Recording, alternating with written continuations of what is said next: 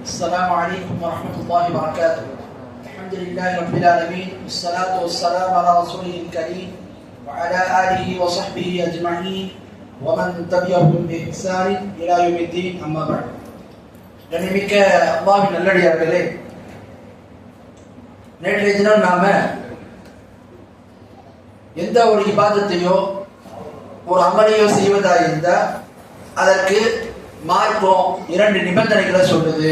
இஹ்லாஸ் என்பது ஒன்று, இரண்டாவது அல்லாஹ்வுடைய தூதர் எப்படி நமக்கு வழிகாட்டி தந்திருக்கிறாங்களோ, எப்படி ஒரு இபாதத்தையோ அல்லது ஒரு அமலையோ செய்ய வேண்டும் என்று கற்றுத் தந்தாங்களோ அந்த முறையில் நாம செய்யணும் அப்படின்றத பத்தி பார்ப்போம். அடுத்து இன்ஷா அல்லாஹ் இன்று நாம அர்கானுல் இபாதா, இபாதத்தினுடைய அடிப்படைகள், வணக்கத்தினுடைய அடிப்படைகள் சம்பந்தமா நாம சில முக்கியமான தகவல்களை பார்ப்போம்.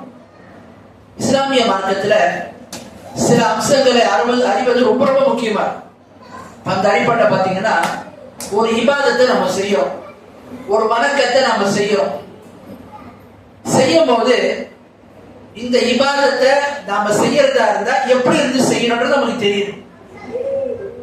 நிறைய பேர் பாத்தீங்கன்னா இபாதத்தை செய்வாங்க, வணக்க வழிபாடுகள்ல ஈடுபடுவாங்க. அவங்க கிட்ட போய் வணக்க வழிபாட்டினுடைய அடிப்படைகள் என்னங்க, மார்க்கம் எந்தெந்த அம்சங்களை ஒரு வணக்கத்துக்கு தூண்களா சொல்லுது என்று பார்த்து கேட்டா நிறைய பேர் தெரியாது. வணங்குவாங்க, இபாதத்தை செய்வாங்க, ஆனா இபாதத்துக்கு என்ன அடிப்படை இருக்கு, எப்படி நம்ம அல்லாஹ்வை இபாதத் செய்யணும், இது பலருக்கு தெரியாது. இஸ்லாம் இபாதத்தை பொறுத்த வரைக்கும் என்ன சொல்லுதுன்னா, நீங்க எந்த ஒரு இபாதத்தை செஞ்சாலும் சரி, தொழுகையா இருக்கட்டும், நோன்பா இருக்கட்டும், ஜகாத்தா இருக்கட்டும், ஹஜ்ஜா இருக்கட்டும், குர்ஆன் ஓதுறதா இருக்கட்டும், எந்த ஒரு இபாதத்தை செய்யறதா இருந்தாலும் மூன்று அடிப்படைகள் ரொம்ப ரொம்ப முக்கியம். மூன்று அம்சங்கள் ரொம்ப ரொம்ப முக்கியம். என்னென்ன அம்சம்?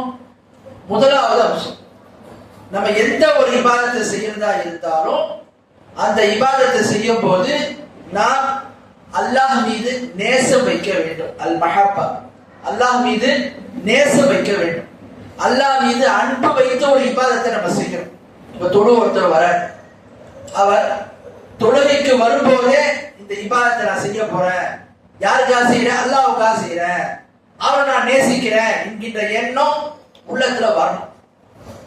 அல்லாஹ் மீது நேசம் இருந்து ஒரு இபாதத்தை செஞ்சால் அந்த இபாதத்தை ஏற்றுக்கொள்ளப்படும். ஒருவர் வர்ற, அல்லாஹ் மீது நேசம் இல்லை, அல்லாஹ் மீது அன்பு இல்லை, வந்து ஏதோ வந்து நின்று ருக்கு செஞ்சுட்டு சந்தா செஞ்சுட்டு போயிடுற, இது பயனளிக்காது. அப்ப இபாதத்தை செய்யறதா இருந்தா அல்லாஹ் மீது நேசம் என்பது ரொம்ப ரொம்ப முக்கியம்.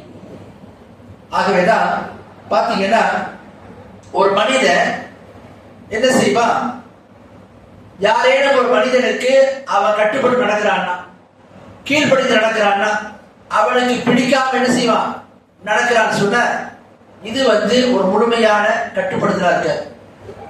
ஒரு மனிதன் உதாரணத்துக்கு ஒரு நமக்கு மேல இருக்கக்கூடிய மேல் அதிகாரிக்கு ஒருத்தர் கட்டுப்படுவோம். எப்படி கட்டுப்படுவான்? அவன் சொல்றதெல்லாம் செய்வான். எப்படி செய்வான்? அவன் வந்து சில இடத்துல வெறுப்பான், அவன் மீது எந்த விதமான நேசம் இருக்காது. என்ன இப்படிலாம் உயிரை வாங்கினானே, இப்படிலாம் நம்ம வந்து துன்புறுத்துறானே, இப்படி நம்மளை வேலையை போட்டு வேலைப்படுவ அதிகமா தரான் என்ற ஒரு வெறுப்பு இருக்கும். ஆனாலும் என்ன, அவன் சொல்றதை கேட்டு நடந்துட்டு போவான். இன்னும் சில பாருங்க மனிதர் எப்படி இருப்பாங்க, நேசிப்பாங்க சிலர், ஆனா அவங்களுக்கு கட்டுப்பட மாட்டாங்க. உதாரணத்துக்கு பாத்தீங்கன்னா குழந்தைகளை நேசிப்போம், அதே மாதிரி மனைவியை நேசிப்போம், பெற்றோர் நேசிப்போம், எல்லாம் பண்ணாலும் அவங்களுக்கு எல்லா விஷயத்தையும் ஒரு மனிதனை செய்ய மாட்டாங்க, கட்டுப்பட மாட்டாங்க. அப்போ சிலருக்கு கட்டுப்படும் போது நேசம் இருக்காது, சிலர் நேசிக்கும் போது அங்க என்ன இருக்காது, கீழ்ப்படுதல் இருக்காது. இப்போ ஒரு குழந்தைய ஒருத்தர் நேசிக்கிறாருன்னா அந்த குழந்தை எழுந்துட்டு சொல்ல வச்சு நிற்பாரு, அது உட்கார சொன்னா உட்காருவாரு, அது எல்லாத்தையும் செய்வாருன்னா செய்ய மாட்டாரு, ஆனா நேசம் இருக்கும். இப்ப பாத்தீங்கன்னா ஒரு மனுஷன் எப்படிப்பட்டவனா இருப்பான், நேசம் வைக்கும் போது அங்க கீழ்ப்படுதல் இருக்காது, கீழ்ப்படுதல் வந்தா அங்க நேசம் இருக்காது. ஆனா அல்லாஹ் பொறுத்தவரைக்கும் எப்படின்னா, அல்லாஹ் சொல்றது எல்லாத்தையும் நம்ம செய்வோம், அல்லாஹ் எதை செய்யக்கூடாது எல்லாத்தையும் விட்டு விலகும், அல்லாஹ்வுக்கு முழுமையா கட்டுப்படுவோம். ஆனா அங்க என்ன வரணும், அல்லாஹ் மீது நேசம் வர வேண்டும். நேசம் இல்லாம ஒரு மனிதன் அல்லாஹ்வை வணங்கினான அந்த வணக்கம் ஏற்றுக்கொள்ளவே படாது. அதனால அல்லாஹ் குர்ஆன்ல சொல்றான், 2வது அத்தியாயத்துல 165வது வசனத்தை அல்லாஹ் தஆலா சொல்றான், வமினன் நாஸி மன் யத்தகிது மின் தூனில்லாஹி அந்தாதன் யுஹிப்பூனஹும் கஹுப்பில்லாஹ் வல்லதீன ஆமனு அஷத்து ஹுப்பன் லில்லாஹ். மனிதர்கள்ல சில பேர் இருக்கிறாங்க, அல்லாஹ் சொல்றான், மனிதர்கள்ல சில பேர் இருக்கிறாங்க. அவங்க என்ன பண்றாங்க? அல்லாஹ்வை தவிர பிறரை பாதுகாவலராக தெய்வங்களாக ஆக்கி கொண்டு என்ன பண்றாங்கன்னா, அல்லாஹ்வை நேசிப்பது போல் அவர்கள் நேசிக்கிறார்கள். அல்லாஹ் சொல்றான், மனிதர்ல சில பேர் இருக்கிறாங்க, அவங்க என்ன பண்றாங்க? அல்லாஹ்வை நேசிக்கிற மாதிரி தாங்கள் உருவாக்கிய தெய்வங்களை நேசிக்கிறாங்க. உலகத்துல யாரெல்லாம் அல்லாஹ்வுக்கு இணையாளர்களை ஏற்படுத்தினாங்களோ, தெய்வங்களை ஏற்படுத்தினாங்களோ, அந்த தெய்வங்களை அவர்கள் யாருமே அல்லாஹ்வுக்கு ஈக்குவலா எந்த விஷயத்திலுமே கொண்டு வர. அல்லாஹ் மாதிரி எங்கள் தெய்வங்களுக்கு படைக்கக்கூடிய ஆற்றல் இருக்கு, அல்லாஹ் மாதிரி எங்கள் தெய்வங்களுக்கு ரிஸ்க் அளிக்கக்கூடிய ஆற்றல் இருக்கு, அல்லாஹ் மாதிரி எங்கள் தெய்வங்களுக்கு அனைத்து சக்தியும் இருக்குன்னு யாருமே சொல்ல. எதுலையுமே அவங்க ஈக்குவலாவே ஆக்கல. ஆனா ஒரு விஷயத்துல ஈக்குவல் ஆகணும், எதுல?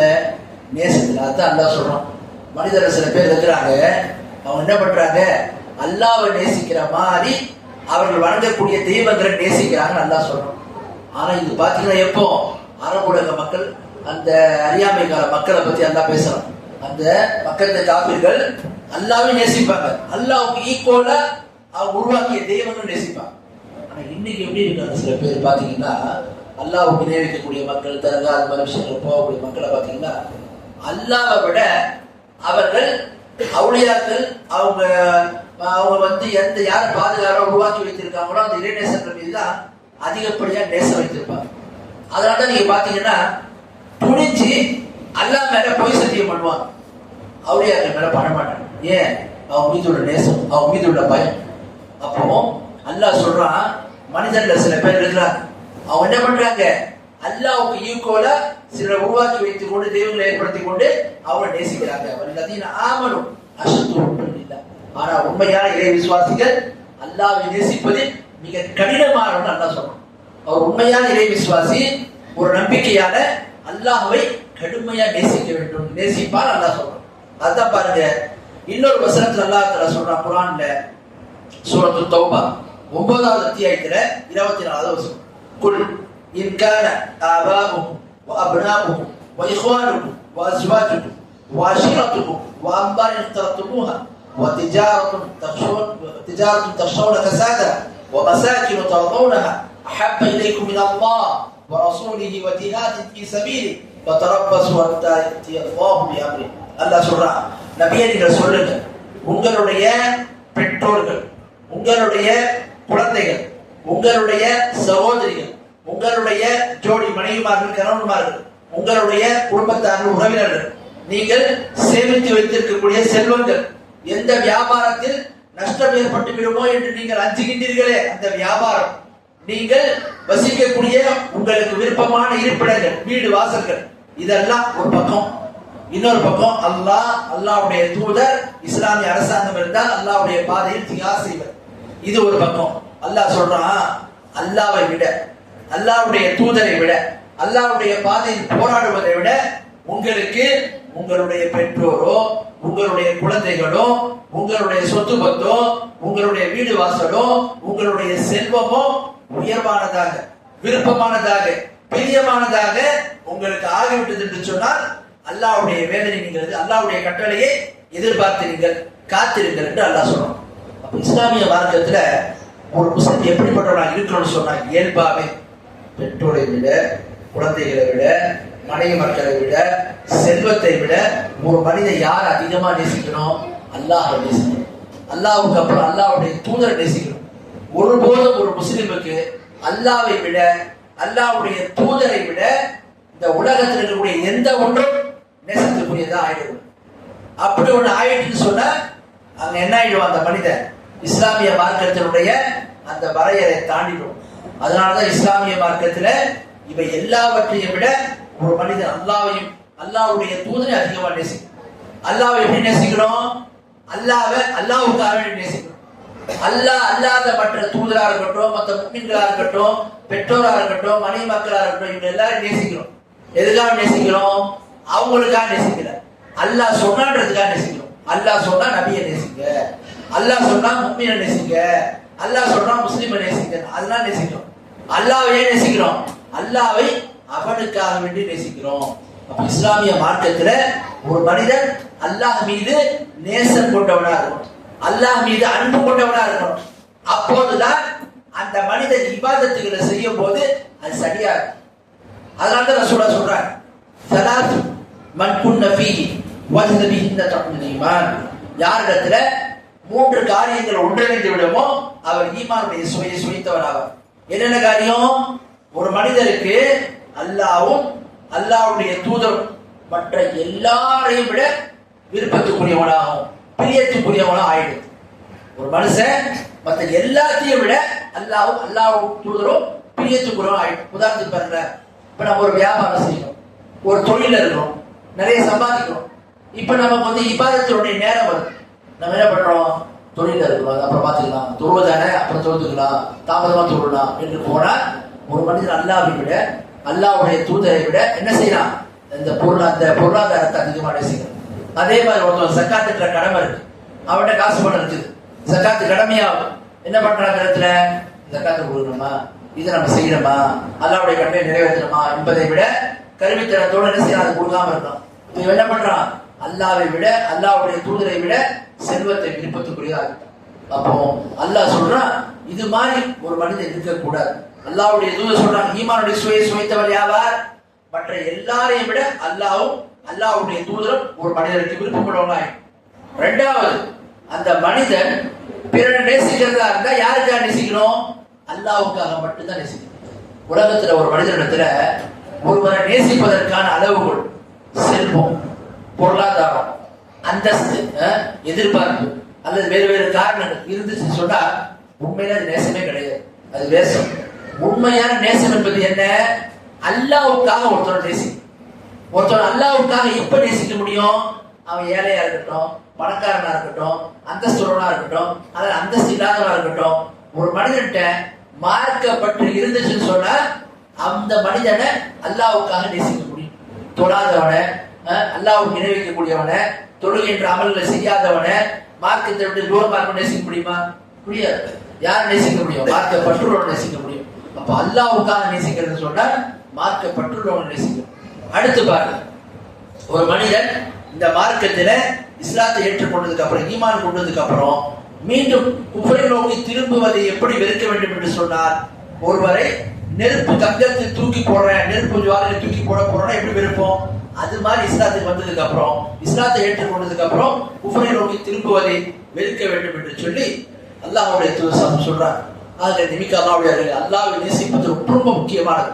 ஒரு மனிதனுடைய உள்ளத்துல உண்மையிலே அல்லாஹ்வுடைய நேசம் வந்து விட்டது என்று சொன்னால் அவருடைய தொழுகை, அவருடைய இபாதத்துகள், அவருடைய கொடுக்கல் வாங்கல், அவருடைய உரிமை தொடர்பான அம்சங்கள் எல்லாத்தையும் கரெக்டா.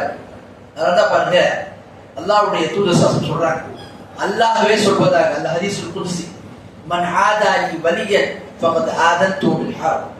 யார் ஒருவர் என்னுடைய இறைநேசரோடு பகைமை பாராட்டுவார், யார் ஒருவர் என்னுடைய இறைநேசரோடு விரோதம் கொள்வாரோ அவரோடு போர் புரிவதற்கு நான் பிரகடனம் செய்கின்றேன். யார் சொல்றார்?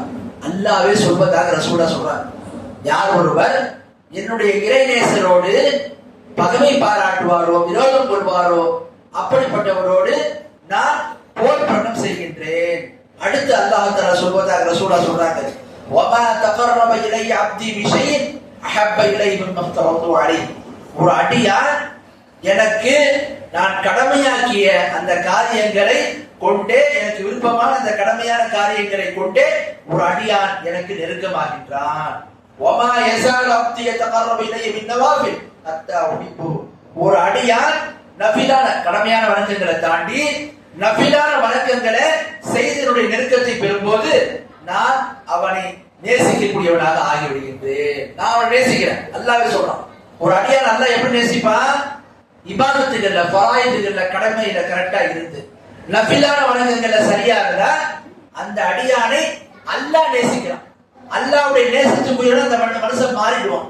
அப்படி ஒரு அடியான் மாறிட்டான்னு சொன்னா ரசூலுல்லாஹ் சொல்றாங்க, فإذا أحببت كنت سمعه الذي يسمع به وبصره الذي يبصر به ويده التي يبطش بها ورجل الذي يمشي بها وإن سألني لأتينه وإن استعاذني لأعيذنه. சொல்றாங்க, இப்படி அல்லாஹ் ஒரு அடியாரை நேசிக்க ஆரம்பிச்சு அல்லாவே சொல்றான் என்னன்னு அதை ரசூலுல்லாஹ் சொல்லி காட்டுறாங்க பாருங்க.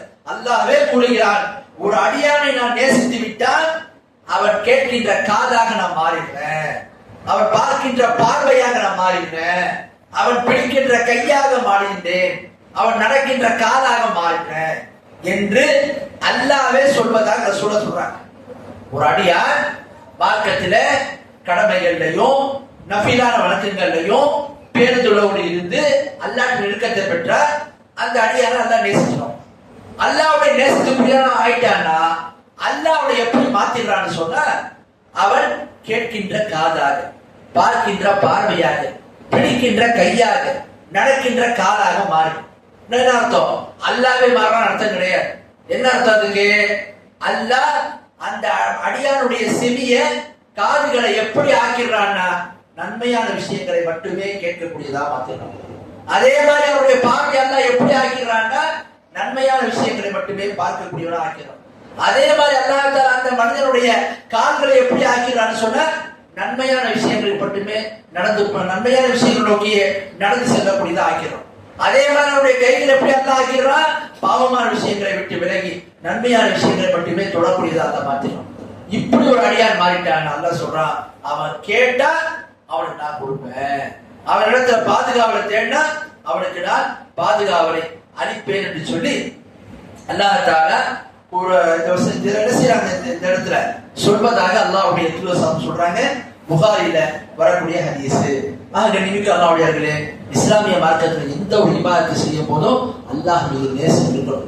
நேசம் இருந்தா தான் அந்த இபாதத்தை செய்ய முடியும். உதாரணத்துக்கு பாங்க சத்தம் கேட்கிறோம், ஃபஜர்ல கடுமையான குளிர் இருக்குது, தூக்கம் மேலெடுக்கு. அந்த மாதிரி நேரத்தில் ஒருத்தவன் தூக்கத்தை தியாகம் பண்ணிட்டு தொழுகை பக்கம் வர்றான்னா என்ன காரணம்? அல்லாஹ் மீது நேசம் தான் காரணம். அப்ப நேசம் என்பது மிக மிக முக்கியமான அடிப்படை. அந்த நேசம் மட்டும் இடத்துல இருந்ததுன்னா எந்த ஒரு செல்வமோ, எந்த ஒரு அதிகாரமோ, எந்த ஒரு மற்ற உலகத்தினுடைய அம்சங்களோ, உலக ஆதாயங்களோ அல்லாஹ்வுடைய வழியில நம்ம முன்னேறுவதை விட்டு தடுக்கவே இருக்காது. அதனாலதான் அல்லாஹ் மீது நேசம் ரொம்ப முக்கியம். அதனாலதான் அல்லாஹ்வுடைய தூதர் சாஸ்திரத்தை வாழ்க்கையில பார்க்கிறோம், சஹாபாக்களுடைய வாழ்க்கையில பார்க்கிறோம்.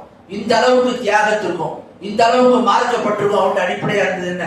உண்மையிலே அல்லாஹ் நேசிச்சார். அப்ப அந்த நேசம் அவசியம். அடுத்து பாருங்க, நம்ம எந்த ஒரு இபாதத்தை செய்வதா இருந்தாலும் நம்ம இடத்துல ரெண்டாவது என்ன சொல்லணும்? அர்ரஜா. அர்ரஜான்னா என்ன? அல்லாஹ் மீது நல்லெண்ணம் வைக்கணும், அல்லாஹ் மீது ஆதரவு வைக்கணும். எப்படி? நான் இந்த இபாதத்தை செய்யறேன், இந்த இபாதத்தை செய்யறதை கொண்டு எனக்கு அல்லாஹ் நன்மையை கொடுப்பான், என்ன பொருந்தி கொள்வான், எனக்கு சொர்க்கத்தை தருவான், எனக்கு வாக்களிக்கக்கூடிய நன்மைகளை தருவான், அல்லாஹ்வுடைய உதவி எனக்கு கிடைக்கும் என்ற ஒரு எதிர்பார்ப்பு மனசுக்கு இருக்கும்.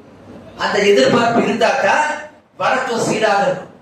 ஒரு தர பண்றாரு, அல்லாஹ் வணங்குறாரு. ஏன்பா அல்லாஹ் வணங்குற? வணங்குற. ஏன் அல்லாஹ் கேட்கிற தரா கட்டி போடுறோம் என்று சொன்னால் இது ஒரு இபாதத்தா? இது கேட்கக்கூடிய முறையா? இவன் அல்லாஹ் வணங்கியவன் ஆவானா? ஆகப்பட்டான். ஆகவே அல்லாஹ்விடத்தை வணங்கும் போது ஒரு மனிதன் அல்லாஹ்விடத்தில் நல்ல ஆதரவும் எதிர்பார்ப்பு வைத்தவனாக இருக்கும். பாருங்க, அல்லாஹ் குர்ஆன்ல சொல்றான், உலாயிக அல்லதீன யதுஊன் யப்தகூன இலா ரப்பிஹில் வஸீல அய்யுஹும் அக்ரபு வ யர்ஜூன ரஹ்மத்தஹு வ யகாஃபூன அஸாப இன்ன அஸாப ரப்பிக கான மஹ்தூரா. அல்லாஹ் சொல்றான், அவங்க என்ன செய்றாங்க? யாரை அழைக்கின்றார்களோ அந்த அழைக்கப்படக்கூடியவங்க அல்லாஹ்விடத்தில் நெருக்கத்தை பெறுவதற்காக வணக்க வழிபாடுகளை ஈடுபடுறாங்க. எப்படி அவங்க அல்லாஹ் வணங்குறாங்க? அல்லாஹ்வுடைய அருளை எதிர்பார்த்தவர்களாக, அல்லாஹ்வுடைய வேதனையை கண்டு பயந்தவர்களாக இருந்து அல்லாஹ்வை வணங்குகிறார்கள் என்று சொல்லி அல்லாஹ் இந்த வசனத்தை சொல்றான். அப்ப அல்லாஹ்வை எப்படி வணங்க வேண்டும் என்று அல்லாஹ் சொல்றான்? அல்லாஹ் மீது ஆதரவு, அல்லாஹ்வுடைய அருள் மீது ஆதரவு. அல்லாஹ் வாக்களிக்கக்கூடிய சொர்க்கத்தை தரக்கூடியவன், பாவங்கள் நம்ம செஞ்சுட்டு அல்லாஹ்ட்ட மன்னிப்பு கேட்டா மன்னிக்க கூடியவன். இது மாதிரி ஒரு மனிதனுக்கு நல்ல எண்ணம் இருக்கணும், அல்லாஹ் மீது ஆதரவு வைக்கணும்.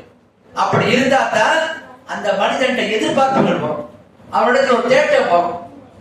அதனாலதான் பாருங்க, அல்லாஹ்வுடைய தூதர் சொல்றாங்க, ஹதீஸ்ல பார்க்கிறோம், சஹீஹ் முஸ்லிம் வரக்கூடிய ஹதீஸ், லா யமூதன் அஹதுக்கும் இல்லா வஹுவ யுப்சிரு பிரப்பி. உங்கள ஒருவர் மரணிப்பதாக இருந்தால் அல்லாஹ் மீது நல்லெண்ணம் வைத்தவராகவே இருந்து மரணிக்கட்டும். அல்லாஹ் ஒரு மனிதன் மரணிக்கும் போது அல்லாஹ் மீது நல்லெண்ணம் வைத்தவராக மரணிக்கணும். என்ன அர்த்தம்? மரணிக்கும் போது நமக்கு எப்படி இருக்கணும்?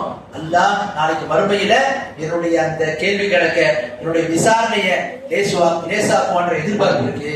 நான் இந்த உலகத்துல என்ன சில அமல்களை செய்தேன், இந்த அமல்கள் எல்லாம் அங்கீகரித்துக் கொண்டு எனக்கு அவனுடைய பொருத்தம் கிடைக்கும், சொர்க்கம் கிடைக்கும் எதிர்பார்ப்பு எனக்கு இருக்குது. அல்லாஹ் என்னுடைய பாவங்களை நான் அவனிடத்துல இது பண்ண பாவ மன்னிப்பை தேடினேன், அதை மன்னித்து விடுவான்ற எதிர்பார்ப்பு நான் வைக்கிறேன் என்று ஒரு அடியார் என்ன செய்யணும்? இருக்க வேண்டும். இதுதான் இரண்டாவது அம்சம்.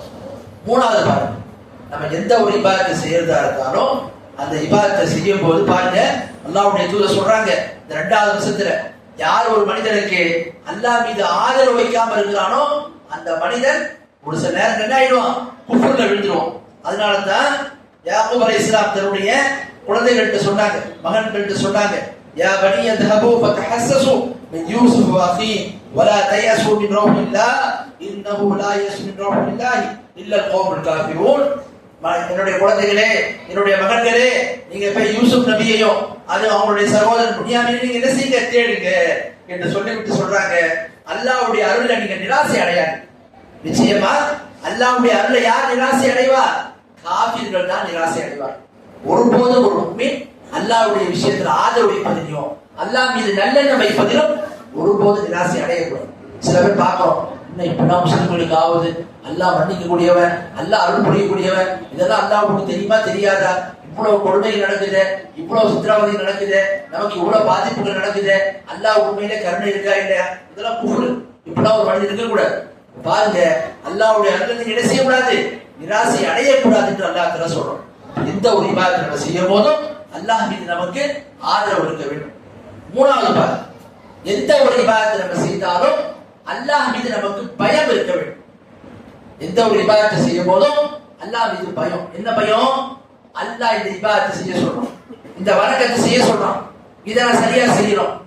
ஒருவேளை நான் இதை சரியா செய்யறேன்னு சொன்னா எங்க அல்லாஹ் என்னை குற்றப்படுத்திடுவானோ, என் மீது கோபப்பட்டுருவானோ, என் மீது நரக நெருப்பை அல்லாஹ் எனக்கு ஏற்படுத்திடுவானோ, என்னை தண்டிச்சிடுவானோ பயம் வரும். நான் இபாதத்தை செய்யறேன், அல்லாஹ் எனக்கு தண்டிக்கிறதா தண்டிக்காம போகணும் என்று ஒரு மனிதன் இபாதத்தை செய்தாங்க. இபாதத்தா? இபாதத்துகளை செய்யும் போது எப்படி இருக்கணும்? அல்லாஹ் மீது நமக்கு பயம் பெற வேண்டும், அச்சம் பெற வேண்டும். அதான் பார்த்தா 17வது 57வது வசனத்துல அவர்கள் அல்லாஹ்வை எப்படி வணங்குவார்கள்? வயர்ஜு ரஹ்மத்து வயகாஃபுன் அஸாப, அல்லாஹ்வுடைய அருளை எதிர்பார்ப்பார்கள், அல்லாஹ்வுடைய வேதனை கண்டு பயப்படுவாங்க. பாதசத்து கேக்குது, போடு தூங்கிட்டு இருக்கோம், தூங்கும் போது என்ன வரணும்? அல்லாஹ் கடமையாக்கி இருக்கிறான், நாளைக்கு இதே நிலைமை மரணிச்ச என்ன ஆகும், நாளைக்கு அல்லாஹ் இதை பத்தி விசாரணை செஞ்ச என்ன ஆகும் என்ற ஒரு பயம் வரும். ஆகவே அல்லாஹ்வை மனிதன் வணங்கும் போது பயத்தோட வணங்க வேண்டும். அப்படி இல்லை என்று சொன்னால் அந்த இபாதத்தை செய்யாது, அவனுக்கு அந்த இபாதத்துல ஈடுபாடே வராது.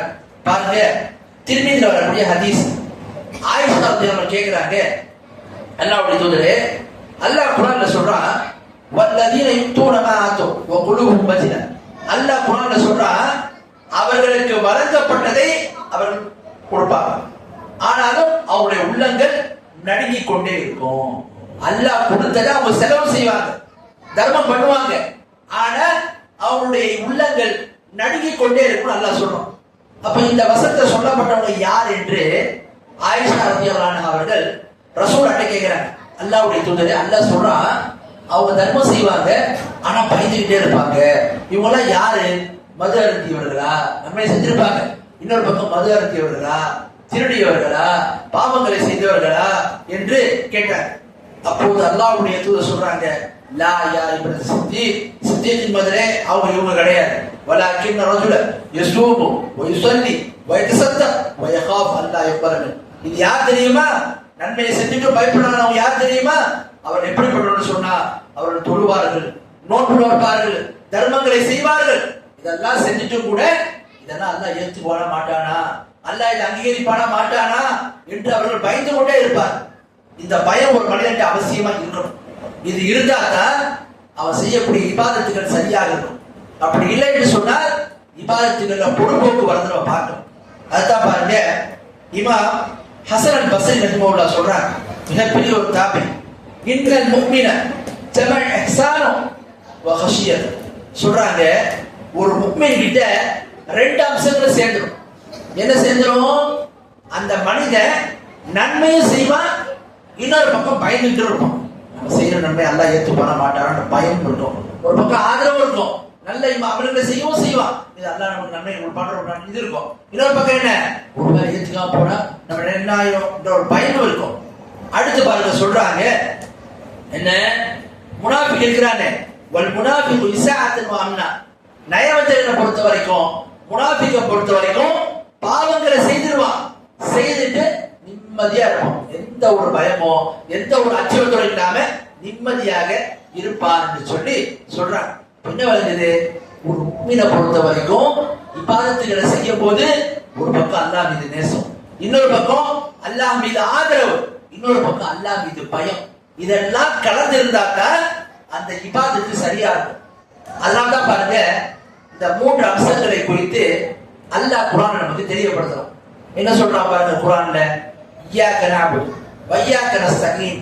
அல்லாஹ் உன்னை மட்டுமே நாங்க வணங்குவோம், உன்னிடத்தில் மட்டுமே உதவியை கேட்போம் அல்லாஹ் சொல்றோம். இந்த ஆயத்தை சொல்றதுக்கு முன்னாடி 3 ஆயத்தை அல்லாஹ் சொல்றான். என்ன ஆயத்து, அல்ஹம்துலில்லாஹி ரப்பில் ஆலமீன், புகழ் அனைத்தும் அகிலத்தின் ரட்சகனாகிய அல்லாஹ்வுக்கு மட்டுமே உரித்தானது. அல்லாஹ் ஒரு முஸ்லிம் புகழ்றான்னா, ஒரு முஃமின் புகழ்றான்னா என்ன காரணம், அல்லாஹ் மீது மஹப்பத், அல்லாஹ் மீது உள்ள நேசம், அல்லாஹ் மீது உள்ள அன்பு, அதனால தான் புகழ்றோம். அப்ப அல்ஹம்துலில்லாஹி ரப்பில் ஆலமீன் அல்லாஹ் மீது அந்த அன்பை வெளிப்படுத்தும்.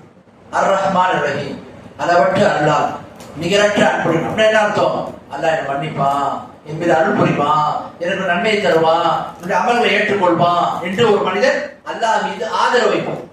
அடுத்து 3வது அல்லாஹ் சொல்றான், மாலிகி யௌமித்தீன், நியாய தீர்ப்பு நாளின் அதிபதி. அப்படின்னா என்ன அர்த்தம், மறுமையில் அல்லாஹ் விசாரிப்பான், நம்மளை புடிச்சிட்டாங்கன்னா நம்ம கதி என்ன ஆகும் என்கின்ற ஒரு பயம். இதுல அல்லாஹ் மீது பயம் ஏற்படும். அல்லாஹ் மீது அன்பு வைக்கணும், அல்லாஹ் மீது ஆதரவு வைக்கணும். அடுத்து அல்லாஹ் மீது என்ன செய்யணும், பயம் கொள்ள வேண்டும் என்று சொல்லிவிட்டு அடுத்து அல்லாஹ் 4வது சொல்றான், இய்யாக நஅபுது வ இய்யாக நஸ்தஈன். அல்லாஹ் உன்னை மட்டும் நாங்க வணங்குவோம், உன்னிடத்தில் மட்டும் உதவியை கேட்போம். என்ன நடக்குது, இபாதத்து செய்யறதுக்கு முன்னாடி இந்த 3 விஷயம் ஒரு மனிதன் சேர்ந்துடும். என்னென்ன விஷயம், அல்லாஹ் மீது நேசமும் வந்துடணும், அல்லாஹ் மீது ஆதரவும் வந்துடணும், அல்லாஹ் மீது பயமும் வரும். இது 3மே சேர்ந்திருந்தா தான் ஒரு மனிதன் இபாதத்தை சரியா செய்யும். பாக்குறோம், சூஃபிகள் சில பேர் இருக்கிறாங்க. அவங்க என்ன பண்ணுவாங்க, இருட்டு அறைகள்ல உட்கார்ந்துக்கிட்டு அல்லாஹ் அல்லாஹ் லில்லா லில்லா லஹு லஹு ஹூ ஹூ அப்படின்னு சொல்லிட்டு கிடப்பாங்க. தரீகத்து, ஹகீகத்து, ஷரியத்து, மாரிபத்துன்னு ஏதோ விஷயங்களை செஞ்சு கொண்டு அவர் இருப்பாங்க. அவங்க கிட்ட நீங்க பாத்தீங்கன்னா எந்த விதமான அல்லாஹ் மீது ஆதரவுலாம் கிடையாது, நன்மை எதிர்பார்த்தெல்லாம் கிடையாது. அதே மாதிரி பல பாவமான காரியங்களை செய்வாங்க, எந்த ஒரு பயமும் இருக்காது அவங்களுக்கு. அவங்கள பொறுத்தவரை அவங்க என்ன சொல்லுவாங்க, நாங்கள் அல்லாஹ்வை நேசிக்கிறோம், அல்லாஹ் மீது அளவு கடந்த அன்பை வைத்திருக்கிறோம்னு சொல்லுவாங்க. அப்போ யார் ஒரு மனிதன் அல்லாஹ் மீது அன்பை மட்டும் வச்சுக்கிட்டு அல்லாஹ் மீது பயமும் கிடையாது, அல்லாஹ் மீது ஆதரவும் இல்லைன்னு சொன்னா அவன் சூஃபியா போயிடும். அதே மாதிரி பாருங்க, இன்னொரு கூட்டம் இருக்கு. இவங்க யாரு, ஒருவர் கலிமா சொல்லிட்டாருன்னு சொன்னாங்க, இஸ்லாத்தை ஏத்துக்கிட்டாருன்னா அல்லாஹ் மன்னிக்க கூடியவன், அல்லாஹ் அருள் புரியக்கூடியவன், அல்லாஹ் நமக்கு சொர்க்கத்தை வாக்களித்திருக்கிறான் என்று இது மாதிரி விஷயங்களை மட்டும் சொல்லுவாங்க. அல்லாஹ்வுடைய படி கடுமையானது, அல்லாஹ் தண்டிக்க கூடியவன், பாவம் செய்யறவனுக்கு நரக நெருப்பு இருக்குது, அல்லாஹ்வுடைய கோபத்துக்கு ஆளாயிட்டான்னு அவனுக்கு என்ன தண்டனை இருக்குது, இதெல்லாம் பார்க்க மாட்டாங்க. என்ன பார்ப்பாங்க, அல்லாஹ் வாக்களித்திருக்கிறான், அல்லாஹ் சொர்க்கத்தை நமக்கு கொடுத்துருவான், அல்லாஹ் நமக்கு நன்மை தந்துருவான், அல்லாஹ் மீது நல்லெண்ணம் வைத்தால் போதும் என்று பயமும் இருக்காது, அல்லாஹ் மீது நேசமும் இருக்காது. அதனாலதான் இபாதத்தை செய்ய மாட்டாங்க. இப்படி ஒரு குரூப் இவங்களத்தான் முடிச்சுங்கன்னு சொல்லுவாங்க. ஏதோ ஒரு காலத்துல வாழ்ந்தாங்கல்ல, நம்மளை சுத்தி அதான் இருக்கிறாங்க. பாருங்க, நம்ம மக்கள் நிறைய பேர் பார்த்தா தொழுவ மாட்டாங்க, இஸ்லாம் முஸ்லீமா தான் இருப்பாங்க, களிமா சொல்லுவாங்க, அவங்களுக்கு இஸ்லாத்துக்கு சம்பந்தமே இருக்காது. ஆனா நம்ம எப்படி பார்ப்போம், அவங்களாம் நல்ல மக்கள், நல்ல முஸ்லிம்கள், கரெக்டா இருக்கிறாங்க, எல்லாம் பண்றாங்க, இவங்களாம் என்ன சொர்க்கவாசிக்கிறாங்க மாதிரி பார்ப்போம். ஆனா அவனோட ஈமான்ல என்ன வெறும் எதிர்பார்ப்பு மட்டும் தான் இருக்குது, அல்லாஹ் மீது பயம் கிடையாது, இபாதத்துல பேருதல் கிடையாது. அடுத்த ஒரு குரூப் இருக்கு, அவங்க என்ன அல்லாஹ் மீது பயம் வைத்திருப்பார்கள், அல்லாஹ் மீது நேசம் வைக்க மாட்டாங்க, அல்லாஹ் மீது ஆதரவு வைக்க மாட்டாங்க. அல்லாஹ்வை எப்படி பார்ப்பாங்கன்னா ஒரு கொடுங்கோல் அரசன் மாதிரி, இந்த தண்டனையை பண்ணா நமக்கு பனிஷ்மெண்ட், இந்த தப்பு பண்ணா நம்ம கதி முடிஞ்சது என்று அல்லாஹ் ஒரு கொடுங்கோலா மட்டும் தான் பார்ப்பாங்க. அல்லாஹ் மீது நேசம் வைக்க மாட்டாங்க, அல்லாஹ் மீது ஆதரவு வைக்க மாட்டாங்க. இவங்க தான் யாரு? ஹவாரிஜிகள், ஹாரிஜியாக்கள், இஸ்லாமிய மார்க்கத்துல வெளியேறி சென்றவர். இப்படி ஒருத்தர் இருப்பாங்க. ஆனா உண்மையான முஸ்லீம் அல்லாஹ் சூரத்துல் ஃபாத்திஹால சொன்ன மாதிரி அல்லாஹ் மீது அன்பும் வைப்பார், அல்லாஹ் மீது ஆதரவும் வைப்பார், அல்லாஹ் மீது பயமும் இருக்கும். இதெல்லாம் சேர்ந்திருந்து அல்லாஹ்வை அவர் இபாதத் செய்வார். அதனால அல்லாஹ் இந்த மூன்றையும் சொல்லிவிட்டு அல்லாஹ் மீது நேசம் வைக்கணும், அல்லாஹ் மீது ஆதரவு வைக்கணும், அல்லாஹ்வுக்கு பயப்பட வேண்டும் என்று சொல்லிவிட்டு அடுத்ததான் சொல்றான், அல்லாஹ் உன்னை மட்டுமே நாங்கள் வணங்குவோம். அப்ப இபாதத்தை செய்யறதுக்கு முன்னாடி அல்லாஹ் மீது நேசமும் வந்துடணும், அல்லாஹ் மீது ஆதரவும் வந்துடணும், அல்லாஹ் மீது பயமும் வரணும். அப்படி இருந்தா தான் ஒருத்தர் இபாதத் செய்யணும். உதாரணத்துக்கு பாருங்க, ஜகாத் என்ற கடமை இருக்கு. இந்த கடமைய ஒருத்தர் எப்படி கொடுப்பான்? அல்லாஹ் மீது நேசம் வரணும். இது அல்லாஹ் வந்து என்ன செய்யறான்? இந்த செல்வத்தை விட எனக்கு அல்லாஹ் மீது அன்பு பிரியமானது, அதுதான் எனக்கு உயர்வானது என்று செல்வத்தை கொடுக்க கொண்டு வரும். அதே மாதிரி ஆதரவு, என்ன ஆதரவு? இதை நான் செய்யறேன், இந்த தர்மத்தை நான் செய்யறேன், இந்த சக்காத்தை நான் கொடுக்கிறேன், அல்லாஹ் எனக்கு இதை விட சிறந்ததை தருவான், எனக்கு சொர்க்கத்தில் அல்லாஹ் என்ன செய்வான்? எனக்கு வாக்களிக்கிறான், நன்மையை தருவான் என்று ஒரு அல்லாஹ் மீது எதிர்பார்க்கணும். மூணாவது ஒரு பயம், என்ன பயம்? இந்த சக்காத்துங்கிற கடமையை நான் முறையா நிறைவேற்றணும்னு சொன்னா அல்லாஹ் என்ன குற்றப்படுத்திடுவானோ, நாளைக்கு அல்லாஹ் என்ன தண்டிச்சிடுவானோ, நாளைக்கு அல்லாஹ்வுடைய வேதனை மீது ஏற்பட்டுருமோ, அல்லாஹ்வுடைய கோபத்துக்கு நம்ம ஆளாயிடுவோமோ என்று ஒரு மனிதனுக்கு பயம். இப்படிலாம் இருந்தாக்கா இபாதத்துகள் சீரா இருக்கும். இன்னைக்கு நம்ம கிட்ட என்ன இபாதத்துகள் சீரா இல்லாம இருக்கிறதுக்கு காரணம் என்ன? நமக்கு இதெல்லாம் தெரிய மாட்டேங்குது. நம்ம பாட்டில் வந்து அல்லாஹ் பண்ணிட்டு தொழுதுட்டு போயிடும், ரமலான் வந்து இது ரமலான் முடிச்சுட்டு போயிடும். ஆனா உண்மையில அல்லாஹ் மீது நேசமோ, அவன் மீது வந்து உண்மையான ஆதரவும், அவனுக்கான அவன் மீது உள்ள பயமும் நமக்கு இல்லை. அது இருந்தால்தான் இபாதத்துகள் ஏற்றுக்கொள்ளப்படும். எந்த ஒரு இபாதத்தை செஞ்சாலும் இந்த மூன்று விஷயங்கள் ரொம்ப ரொம்ப முக்கியம். அல்லாஹ் மீது அன்பு இருக்கணும், அல்லாஹ் மீது ஆதரவும் இருக்கணும், அல்லாஹ் மீது பயம் இருக்கணும். அதுதான் ஒரு சென்ற நல்லோர் போன்றவங்க சொல்றாங்க. இதுக்கு ஒரு உதாரணம் என்ன தெரியுமா? ஒரு பறவையை போன ஒரு பறவை வானத்துல பறக்கணும்னு சொன்னா அதற்கு தலை முதல்ல சீரா இருக்கும். ஒண்ணு அதுதான் அல்லாஹ் மீது நேசம் மாதிரி. அடுத்து அதனுடைய 2 சிறகுகளும் இறக்கைகளும் சரியா இருக்கணும். அப்பதான் அது மேலே உயர்ந்து பறந்து போக முடியும். தலையை கீழே தொங்க போட்டா கீழே விழுந்துடும். ஒரு ரெக்கையில ஒரு ரெக்கை உடஞ்சு இன்னொரு ரெக்கை பறக்க முடியாது. அப்போ தலையும் சீரா இருக்கணும், 2 சிறகுகளும் சீரா இருக்கணும், அப்பதான் பறக்க முடியும். அது மாதிரிதான் நாம செய்யக்கூடிய இபாதத்துக்கு தலை மாதிரி உள்ளது அல்லாஹ் மீது நேசம், பயம் மற்றும் ஆதரவு அதனுடைய 2 சிறகுகள் மாதிரி. அந்த எந்த ஒரு இபாதத்தை நம்ம செஞ்சாலும் இப்படி இந்த 3 அடிப்படையில இருந்து நாம இபாதத்தை செஞ்சா அந்த இபாதத்தை ஏற்றுக்கொள்ளப்படும். அப்படி இல்லை என்றால் அந்த இபாதத்தை ஏற்றுக்கொள்ளப்படாது என்று என்ன செய்யறாங்க? தெரியப்படுத்துறாங்க. ஆக நிமிக்கானவர்களே, வரக்கூடிய காலங்கள்ல நம்ம எந்த ஒரு இபாதத்தை செஞ்சாலும் இந்த 3 அடிப்படைகள் மீது இருந்து நாம செய்ய வேண்டும். அப்படிப்பட்ட மக்களாக அல்லாஹ் நம் அனைவரையும் ஆக்கி அருள்வானாக. வஆகிரு தஅவானா அல்ஹம்துலில்லாஹி ரப்பில் ஆலமீன்.